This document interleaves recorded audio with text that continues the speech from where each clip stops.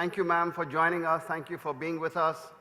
And do come up on stage straight away, and we'll start with the lighting of the lamp. Please come. Thank you very much. We're proud to welcome Jacqueline with us here this morning. Thank you, ma'am, for being with us. Let's all welcome her, and we can all now light the lamp. Thank you.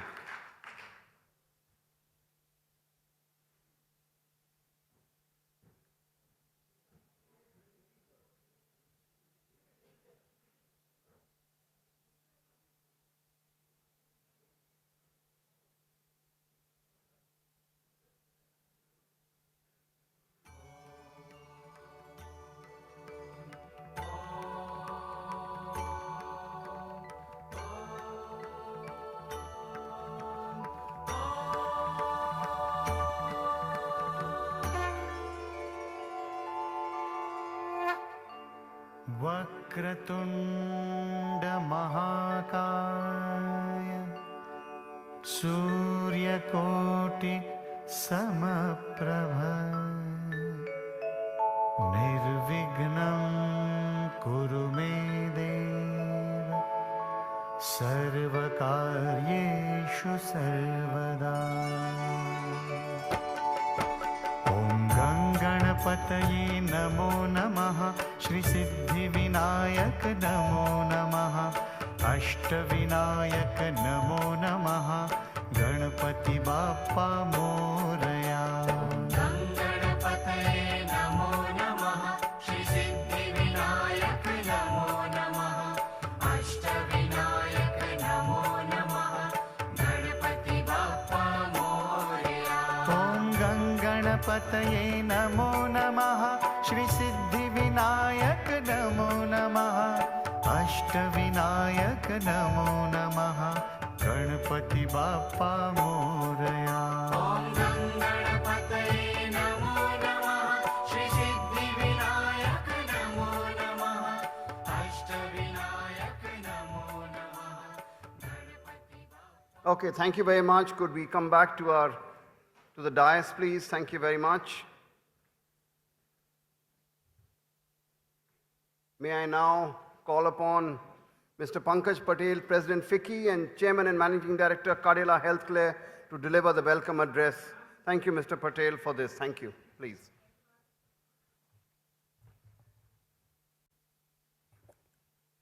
A very good morning. Mr. Ajay Mittal, Secretary, Ministry of Information and Broadcasting, Government of India. His Excellency Mr. Nadir Patel, High Commissioner of Canada to India. His Excellency Mr. John Terry, Mayor of Toronto, Canada. Our own Mr. Uday Shankar, Chairman FICCI Media and Entertainment Committee and Chairman and CEO Star India. Mr. Rakesh Om Prakash Mehra, Chairman FICCI Film Forum and Director and Founder of ROMP Private Limited. Our special guest, Ms. Jacqueline Fernandez, Mr. Sudhanshu Pandey, Joint Secretary, Ministry of Commerce, Mr. Didar Singh, invited guests, speakers, and our colleagues and friends from Canada. Good morning and welcome to the 18th milestone of FICCI Frames, Asia's only platform which gives equal voice to all multifarious arms of India. Future to be a tricky business, especially when it involves the adoption of new technology. Just a year ago, at this very venue, there was a lively discussion on digital adoption. Less than a year, we are past the tipping point in this country. The distance that India has traveled in adopting internet-based behavior is nothing short of remarkable. From buying goods and services to ordering in, we seem to have done it all forever in this country. India is now one of the largest markets for mobile applications, be it by volumes of downloads, consumption of video, or e-commerce, for which it seems to have already emerged as the next big frontier. On the other hand, the conversation last year was about how many more unicorn startups will we see in India. This year, it seems it is about how many lame horses will the sector will have digital giants like Netflix and Amazon Prime. The story of bottomless war chests may or may not be true. but it does give us a sense of the competition that they see from homegrown digital enterprises, not just the likes of Hotstar, but others including Voot, Ditto, and many more. If there is one thing we know for sure, it is that this year we will see a lot more lively activity on this front. The technology that some of us have introduced in this country is as good, if not better than the best in the world. Combined with the reset in cost and quality benchmarks led by the likes of Reliance Jio, this has driven the adoption by the Indian consumer at a breathtaking pace. But while we celebrate this rapid growth, for this group of creative business people, today I would like to point out a somewhat disturbing trend that I notice. Bear with me. A trend that in the long run is likely to undo a lot of gains that we have made in the last few decades. I'm concerned if the Indian creative mind is in a position to respond to the pace of technological change with an equally rapid evolution in its creativity. Conservative. Even a word like, forgive me for using it, Sali, has to be silenced in a film. The city names must be absolutely correct and contemporary. And of course, do not go anywhere near discussions of women's issues, let alone females. The task of censoring media content, and maybe entire creativity. The refrain seems to be, more Collywood, we need more Mollywood, we need more Sandalwoods, and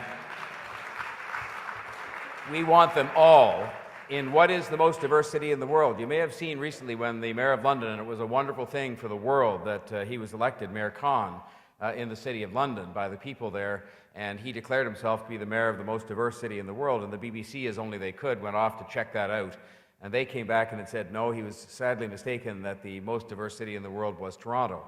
And we're proud of that. Our city's been built. Our city has been built by people, including those from South Asia, who have come in such large numbers. 51% of the people who live in the city of Toronto were born outside of the country. This is something that is unprecedented, and it is something where our way of life is on display every day, where we embrace people because they're different. And we embrace people because they come from somewhere else and bring new ideas and new approaches and new beliefs with them to our city. And frankly, we want to have it all. We want to have that, and we want to have that combined with more activity on the part of this industry in our great city. And I can tell you that we bring to the party, as it were, a great, experienced, energized talent pool of people that are familiar with television production, digital production, visual effects, every aspect of the industry that are represented here. We bring partnerships, including our unions, for example, who are represented here with us on this mission, part of our delegation as evidence of how we work together as partners. Now, some would say that all that means it's not about the money. I've learned it's always about the money in some respects. I came from the media and entertainment business, and I know that it is about making money, among other things. And I just want you to know that to the extent as well that we have very generous financial incentives provided by the Ontario and federal governments, making us one of the most competitive production jurisdictions in the entire world, what we want to do is we want to work with you to plan ahead so you can take advantage of those financial incentives that are available, because they can't just be received at the drop of a hat, but they can, with a little bit of careful planning, be made available to you to make it even more attractive for you to come and do business with us in Toronto. And we offer secure financial institutions, government supports, ease of navigating, and we've seen everything from a television series of all kinds, digital productions, gaming products, and feature films, of course, produced very successfully in Toronto. So I look here today, and we're here to say that we want to have a partnership between Toronto and India. It's a partnership of enterprise and creativity and talent and experience, and yes, money, so that we can produce content of all kinds, but in particular produce Indian content of all the kinds that I made reference to, Indian content for the world, because you want to find more and more ways to showcase unparalleled commitment as well to customer service. So when you come to Toronto, you'll have not only all of the talent and all of the financial incentives, but you will have us in your corner saying we are going to make it easy for you to produce whatever it is you've come to produce in terms of film and other creative industries. So I am looking forward to a new slate of projects that will come and be with us as partners in the City of Toronto, opening a new chapter in the great history of this industry, which has such a fantastic global reputation, but also a great new chapter in our history of an industry that is growing in importance, billions of dollars taking place of production in the City of Toronto, and we're looking forward to having all kinds of screen-based and other digital entertainment working with you in partnership. I hope, as High Commissioner Patel said, if you haven't been to Toronto, you will come and visit. If you come and visit, please come and see me and the other councillors. We will make sure that you're shown a good time, and we will make sure that you understand what a great place it is to produce creative content and how much we're looking forward to working with you. Thank you very much.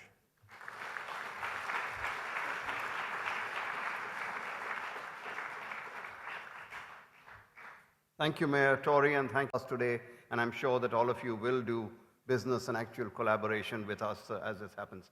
Now, as part of our activity, and you heard this mentioned a little earlier also, we always do a report with KPMG that's really the benchmark for the industry. So may I request the dignitaries to now kindly release the report, and may I also request KPMG representative here to join us on the dais while this is done. The report, please.